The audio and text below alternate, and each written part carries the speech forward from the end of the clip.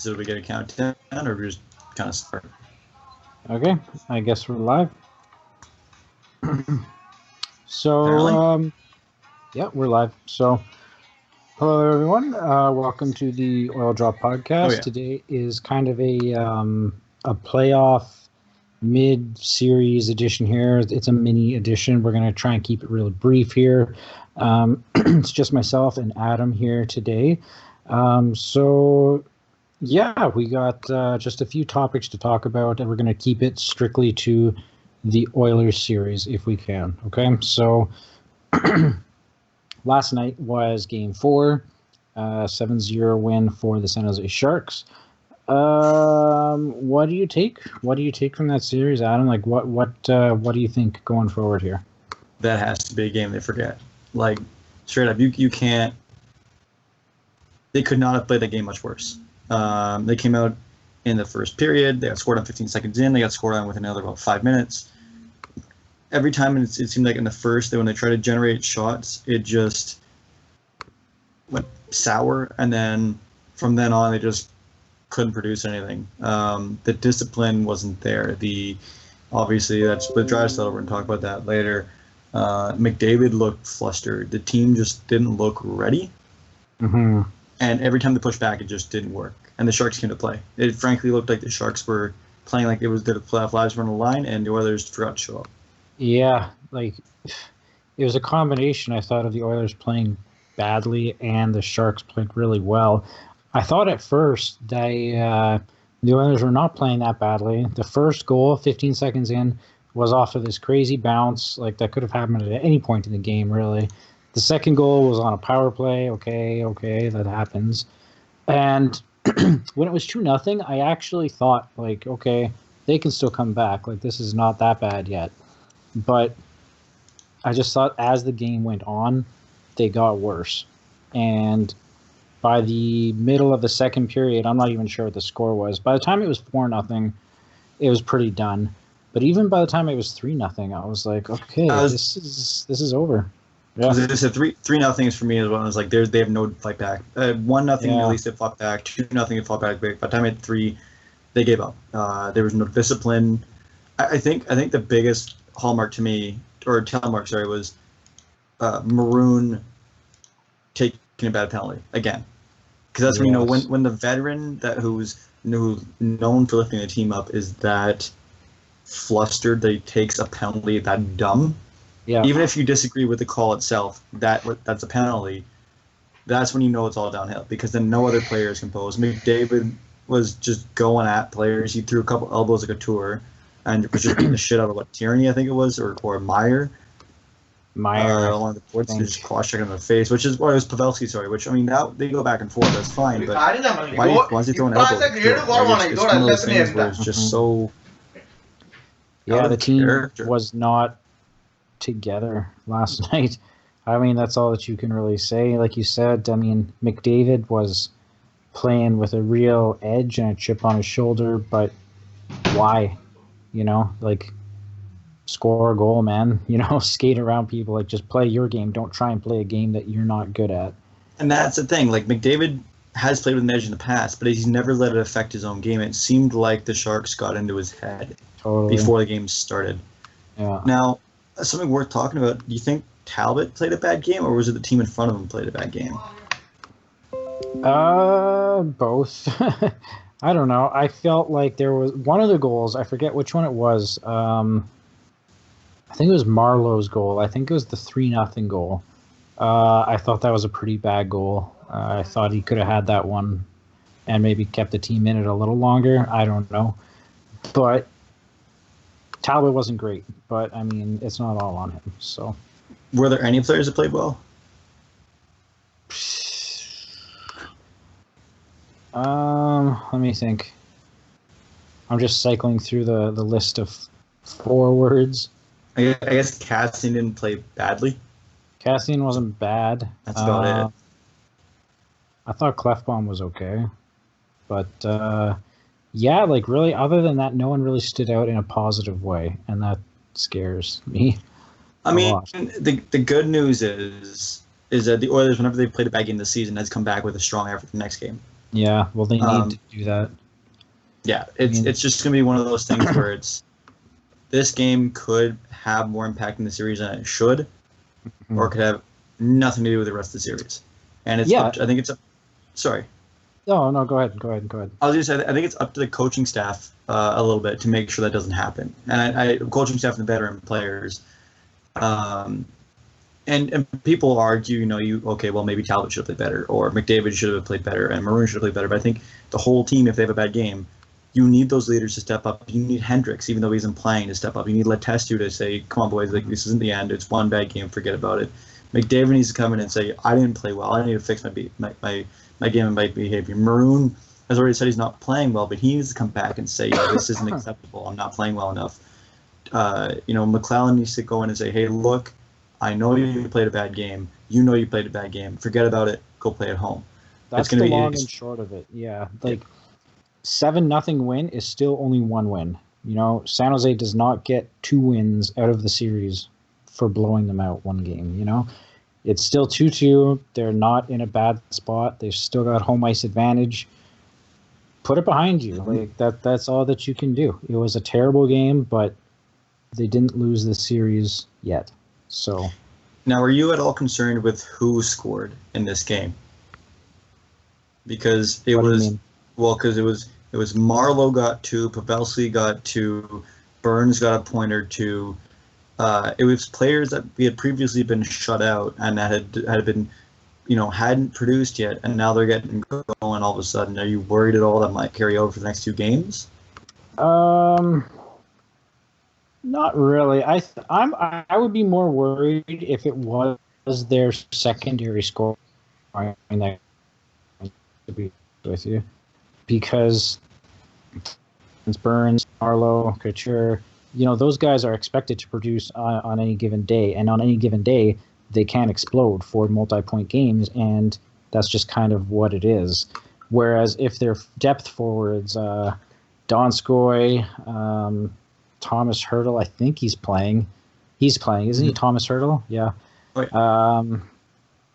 Timo Meyer, if those guys suddenly busted out for multi-point games, I would be very worried. But the way that it is right now, I'm not that worried about it. Last night, Burns got 3 assists. Couture got 2 goals. Hertl had an assist. Hansen had an assist. Patrick Marleau had a goal and assist. Pavelski had 2 goals and an assist. Schlemko had a goal and assist, and Sorensen had a goal. Vlasic also got a point. Ward picked up 2. So that's more of a productive. So it was basically the top 6 ran rampant is what happened last night.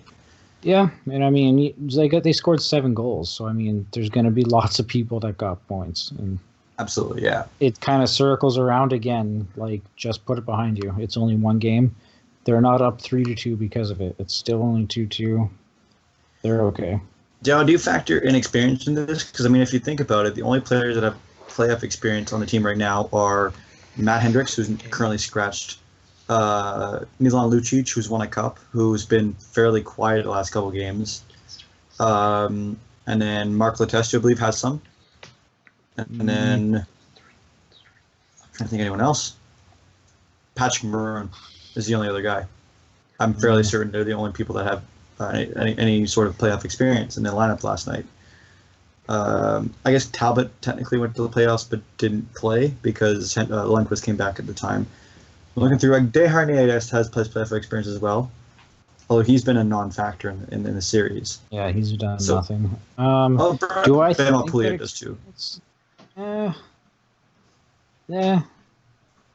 I don't know. I don't know, to be honest with you. I can't say, and I hate saying I don't know, but I really don't. I don't know if it makes a big difference or not. The analysts on TV always say that it does, and maybe it does. A lot of the analysts are former players, so maybe it does make a difference. I don't know what the difference would be, whether or not it's just having that extra gear for the playoffs, but I feel like the Oilers are good enough to overcome that, Down the stretch in the regular season, they were better than the Sharks. But we're not in the regular season.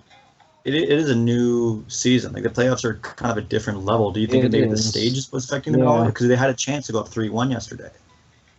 I don't know if it was the stage. I mean, what do you think? It's not even. It wasn't really a stage. It was an opportunity that was blown, I guess. I um I want to say, so I'm replying to a tweet retweet at the same time, but I want to say yesterday, I don't want to say it was a stage, but I think it was partially the stage, but primarily that the Sharks stepped up their game. The Oilers found themselves in a hole early. The Sharks pushed on the gas pedal. The Oilers couldn't weather the storm, and from there it was just a lost game, and everyone kind of fell off. But the biggest issue for me right now is, again, going back to discipline. Like, if we look the first game, the second game, and third game. I think we took 6 penalties, 8 penalties. I was going to mention that. Yeah, discipline is. We have 10 more penalties than them. 10 more penalties than them in 4 games. Like, that's insane. You know, like, it's been called closely all series long. We get that. We know that. But you'd think by the 4th game, they wouldn't be handed them 6 or 7 opportunities every game. I don't know, however many it is. But the discipline is a huge issue, and that's got to change if they're going to have any chance to win this series. And to me, it's just one of those things. It's like, it's such a simple, because the penalties they're taking aren't good penalties. They're not hooking guys that aren't breakaways about to score. They're not slashing somebody's stick out of their hands because they're about to score. It's like Patrick Maroon throwing an elbow, McDavid tripping up Couture because he's been pissing him off all game. Mm-hmm. Darnell Nurse giving a cross check to the back of a guy that's not even in the play. Like, that was obviously in game 3, but you can't give a team. Even if they have a bad power play in the regular season, you can't give a team in the playoffs 20 chances in 4 games. 22 chances. Yeah, in 4 the power games, play. not expectation, yes. Stupid. Yeah, I know. It's dumb. I think we were the 12th most penalized. We were 12th in the league in penalty minutes per game. Like, we weren't even like bottom half. Like, out of we weren't that high. We weren't a heavily penalized team. It's confusing. To you, like, when I look at that, I don't know, like, I see maybe if it's a personnel issue. Do you think it might be a coaching issue at that point? Because McClellan has proven in the past that him coaching a regular season, him coaching the playoffs is vastly different results. No,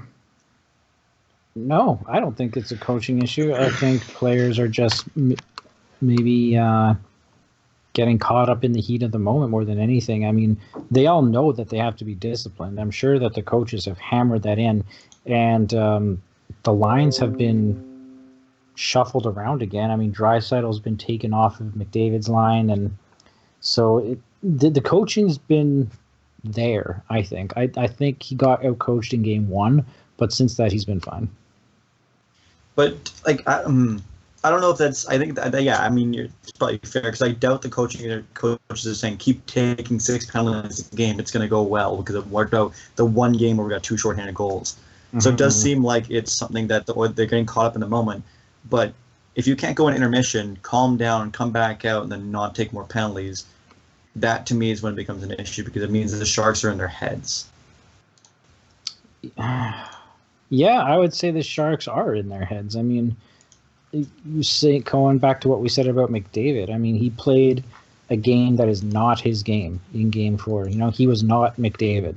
He had a couple decent chances, but he was trying to play a style of game that doesn't suit him, and it was really weird to watch. I would almost, like, that was almost like watching Marchand. Yeah. It was except Marchand does it when he's a rat, he scores. Yeah, exactly. So, I don't know. Maybe I wouldn't be complaining if McDavid got a hat trick or something. Oh, absolutely not. I think Oil Country as a whole wouldn't care. Even if we lost 7-3, if McDavid played his ass off and still had that edge, that's a different story. Versus when you're so off your game that you're playing a different kind of game, that's where it becomes an issue. Yeah, absolutely. Now, looking at our power play, obviously our penalty kill got kind of wrecked the other night, but our power play hasn't exactly been stellar either. Do you think that's something that maybe Woodcroft needs to look at, or that needs to be changed up? Because right now, Kajula's on a power play. I think he's been having a terrible series. I've hated our power play, like, for the last 2 seasons. I don't know. I've always thought that our power play could be better and should be better. I don't know what the solution is to it, but I mean, I've hated our our power play for ages. What's our percentage at for the conversion for it right now? Look at tomorrow's matchup on the score here. See, hopefully it'll tell me in the playoffs.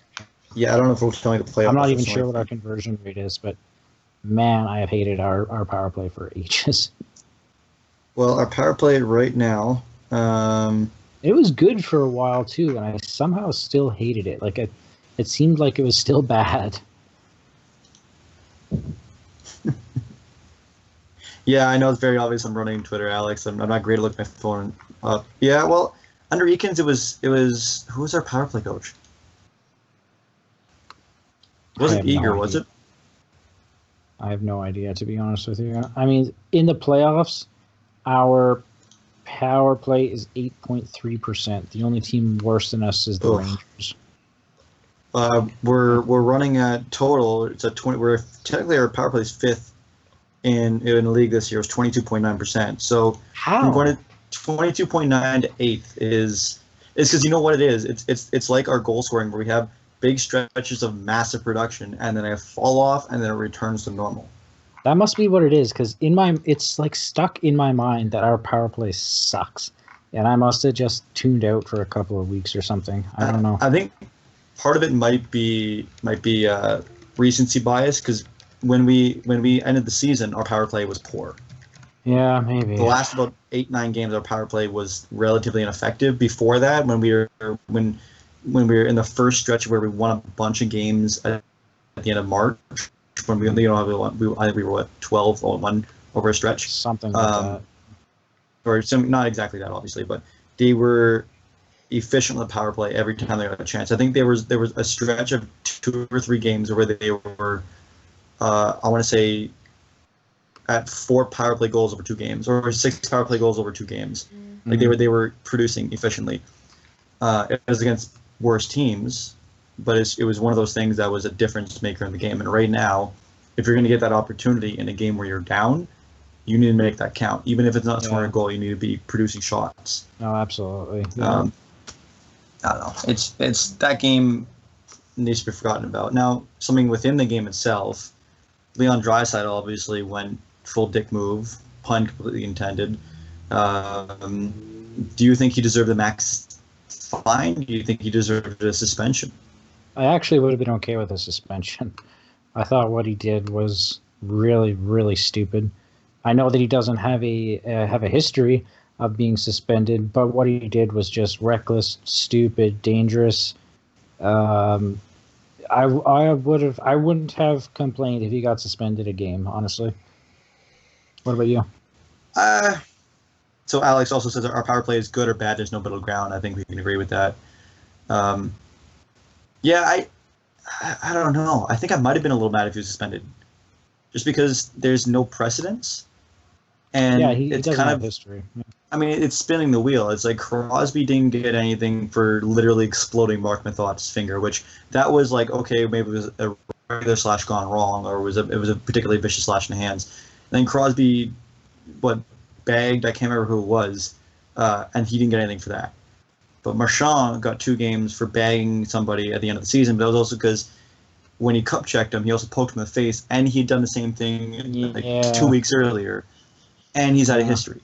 So for me, if Draisaitl is getting suspended in the playoffs, it's either they're trying to prove a point, or the only reason he gets suspended is because it was so blatant from the referee. I think 5 in a game at that point, it was already over. The game was already over. So whether you factor that into the suspension is pretty much null and void. But I think the max fine is probably. Yeah, if he didn't get kicked out, do you think he would have been suspended, or do you think it would have died down from there? I think he would have got a game, because I think it would have escalated from there, because it was so blatant that they would have been chasing him and somebody else would have. Yeah, it was just like it was right in front of the ref. Like he could not have been more blatant about it. It was it was an atrocious play. And it's something that's so out of character. Like Draisaitl, when he gets mad, normally just ramps his game up. It's the same confusing thing we saw with McDavid. It's just completely unacceptable. Now, if it happens again, or if it does something borderline again, he's getting a game. Like that's now that he has history, and he's shown to be frustrated. It's happening again. Mm-hmm. I will say I appreciate the fact that the San Jose fans didn't throw bottles at him as he went off the ice, like what happened in Boston.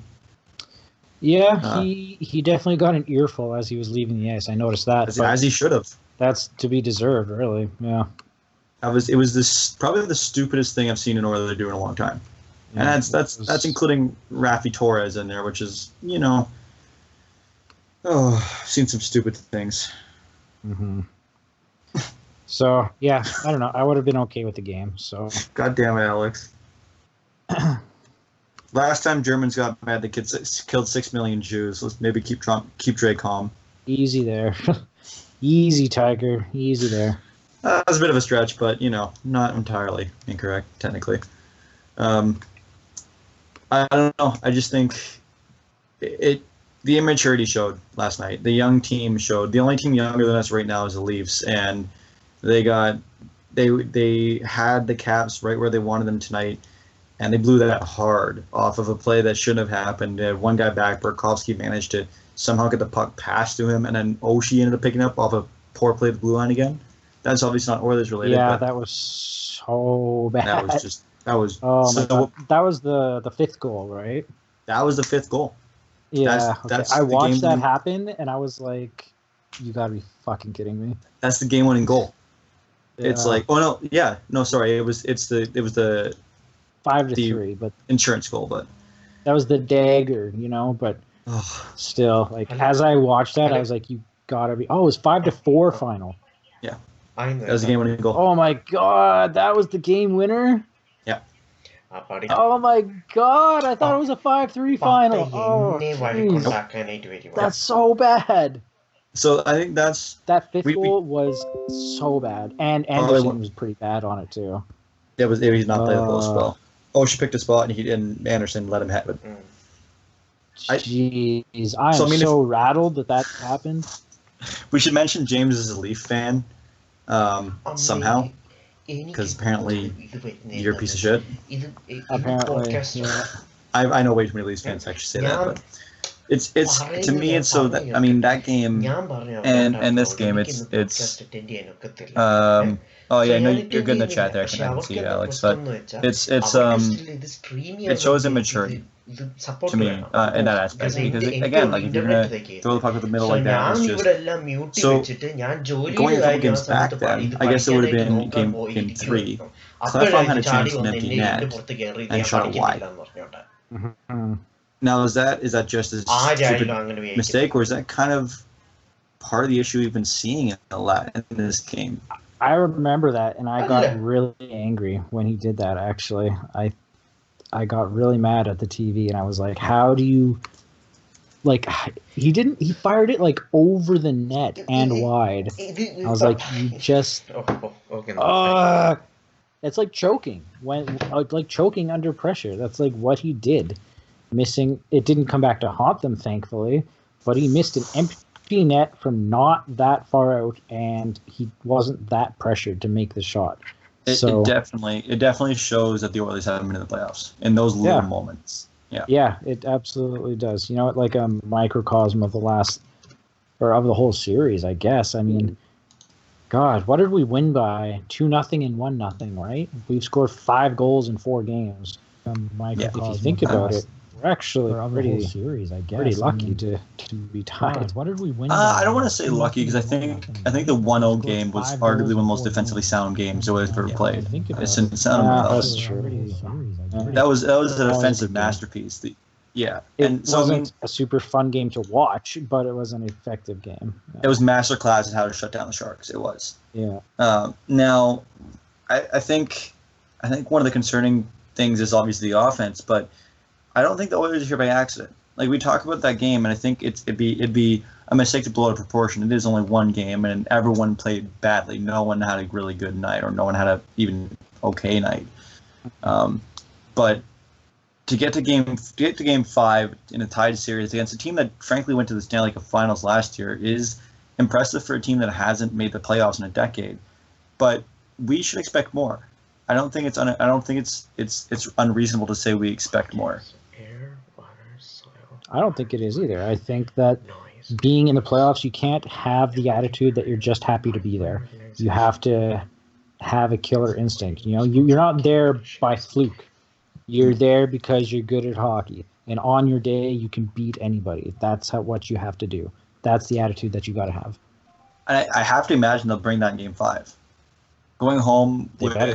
a city that's going to be electric because they don't want to be embarrassed again. They had a flashback probably the last decade in that game. They know they have to come bring it because the fans are expecting a good performance, and the fans will help them with that performance. Yeah, I think that I'm predicting an Oilers win. I think they'll win Game 5. I think they do too. I think the home ice advantage is just too much for the Sharks to handle. To be honest, I don't think it's that they'll play badly. I think the Oilers will just play that well. In history, we've seen every time they lose a game, they come back. So we've always talked about Game 4, and we're almost out of time already, about 25 minutes.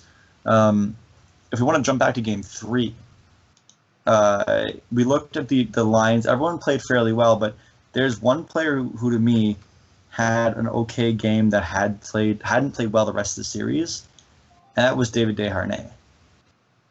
Now, there's been a bit of a discussion lately with Desharnais about whether it's worse to keep, whether it's better to keep Desharnais in the lineup or switch him out. In which case, where do you stand on that?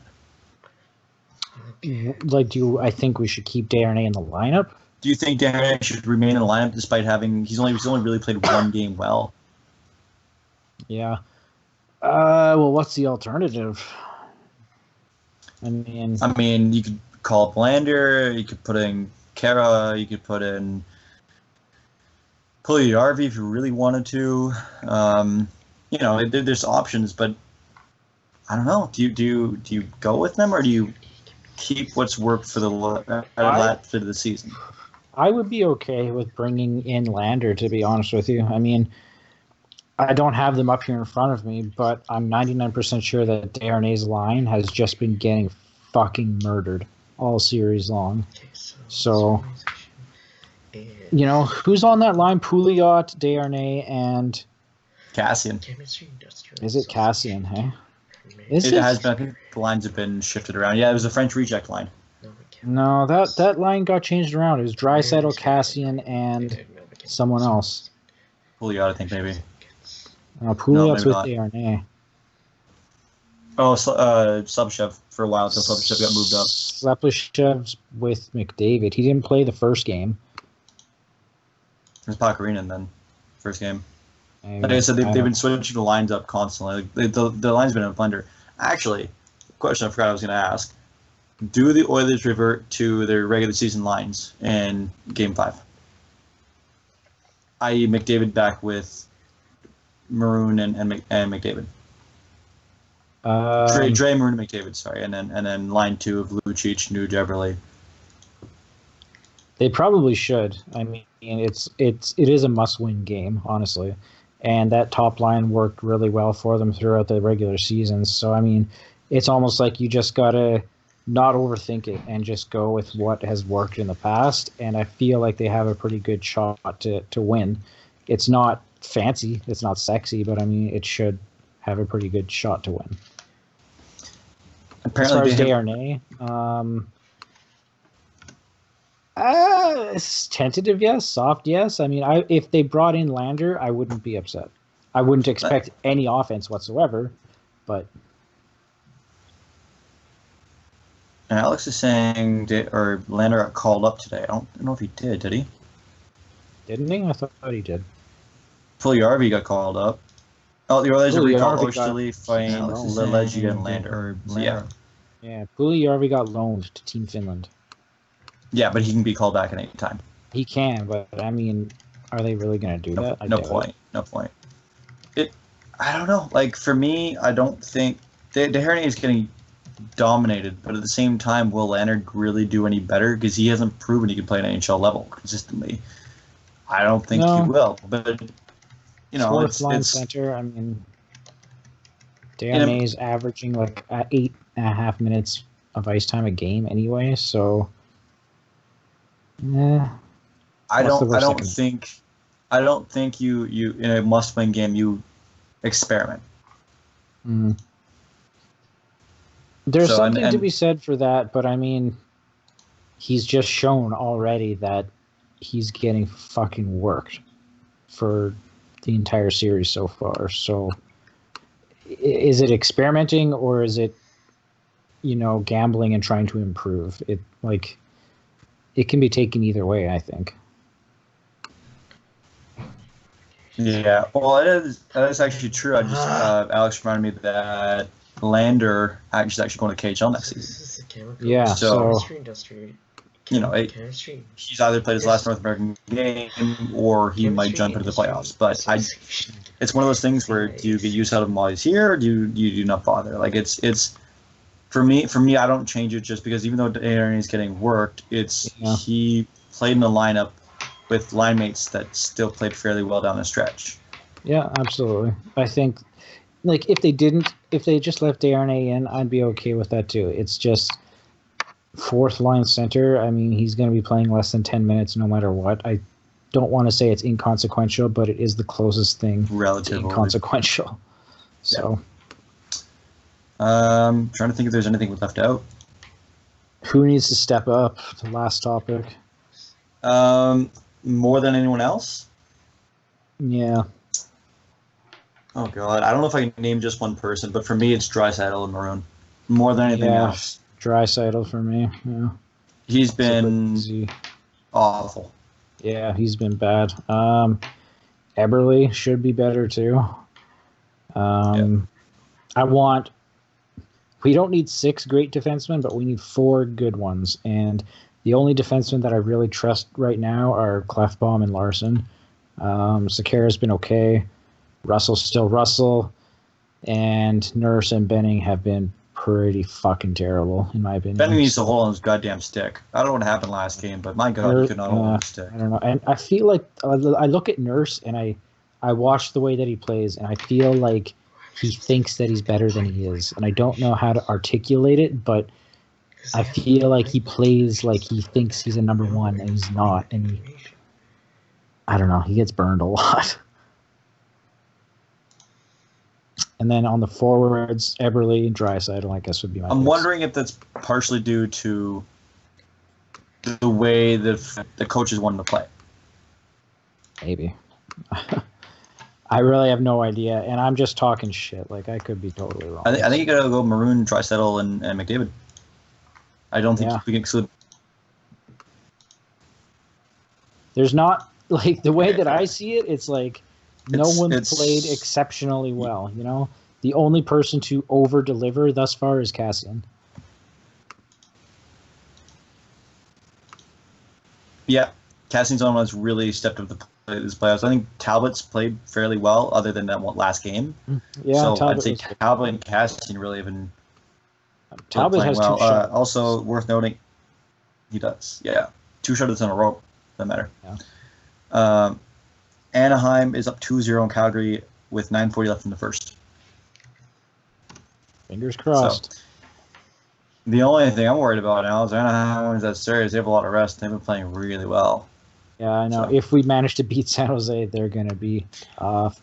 Gotta keep the eyes on the prize. One game at a time. That is the key to success. Yeah, I don't know. It's going to be next game. I think is going to be the game that decides the series. Realistically, as stupid as it sounds, I think next game is the biggest game of the series, just unless it's 7. But tomorrow is just.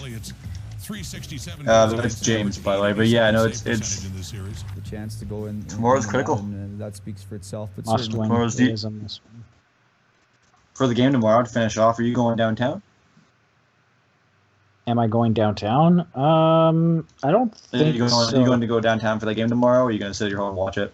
No, I'm going to go to my friend's place. He lives right by White Ave, so I've been going there to watch the games at his place. And then if they win, we'll join in the parties on White Ave. But if they lose, I'm just going to go home and be sad.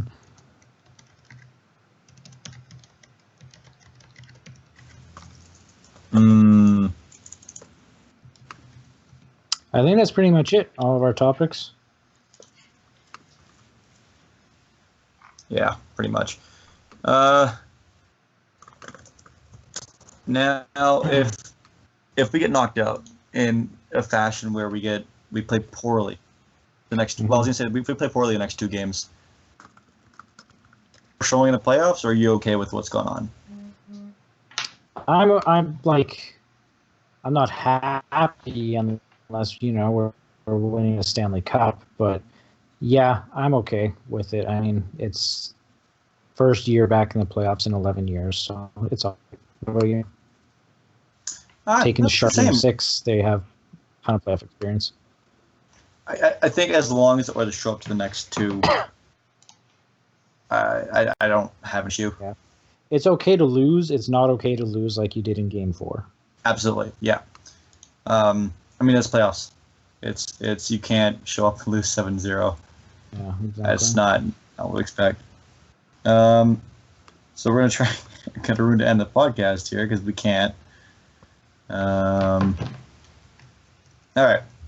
So I guess that's, unless there's anything else you want to add, I'm pretty sure that's it. That's it. I want to go watch the Calgary game.